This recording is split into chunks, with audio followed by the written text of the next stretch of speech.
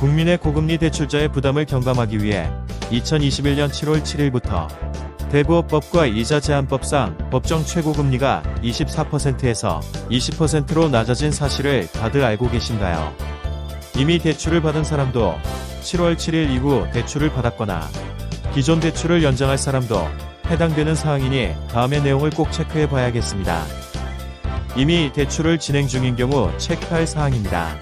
먼저 소급 적용 문의하기입니다. 저축은행, 캐피탈 카드사의 경우 최고금리 인하 취지에 동참하여 기존 대출에서도 자율적으로 적용하기로 한 만큼 해당 금융회사에 20% 인하 소급 적용 가능 여부를 직접 문의해보세요. 다음은 재계약을 통한 금리 인하 적용 확인입니다. 현재 금융회사가 자율적 인하가 어려운 경우라면 재계약을 통한 방법으로 금리 인하 적용이 가능한지를 확인하도록 합니다. 그리고 정책서민금융을 활용해 저렴한 금리 대출로 대환하기입니다. 저렴한 정책서민금융상품을 이용하여 연 20% 이하의 낮은 금리를 적용받을 수 있는 신규 대출이 가능한지 확인하세요. 만약 본인이 2021년 7월 7일 이후 대출자에 해당한다면 다음을 꼭 확인해주세요. 7월 7일 이후 연 20%를 초과한 금리를 수취하는 것은 모두 불법입니다.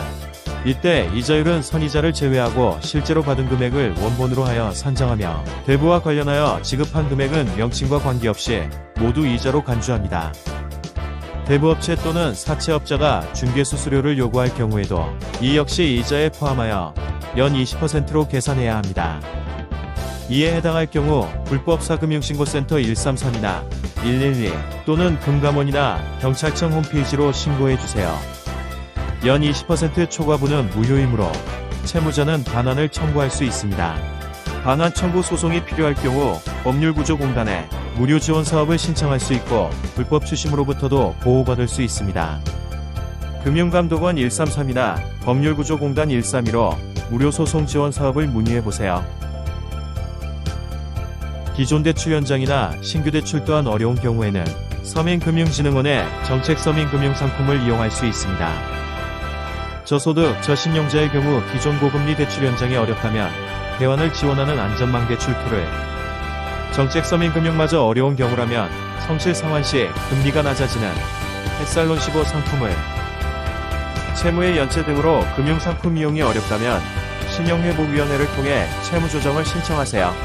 채무감면 등 다양한 채무조정 지원을 받을 수 있어 어려운 상황에서 큰 도움이 됩니다. 최고금리 인하 정책에 따른 저신용층의 어려움 해소를 위해 서민금융진흥원이 적극적으로 지원하고 있는데요. 서민금융진흥원은 정책서민금융상품 정보 제공뿐만 아니라 체계적으로 단계별 맞춤형 지원 체계를 구축하여 금융회사와 연계한 맞춤형 대출 비교 서비스도 제공하며 이용이 어려운 분들을 위한 신용회복위원회 채무조정 및 지자체 복지 서비스 등으로 연결시켜주기도 합니다. 금융사각지대를 없애기 위한 서민금융진흥원의 다양한 노력에 마음이 놓입니다. 오늘은 대출 부담을 줄이는 최고금리 인하 정책에 대하여 알아보았는데요. 대출 금리 부담으로 어려우시다면 반드시 확인해 보셨으면 좋겠습니다.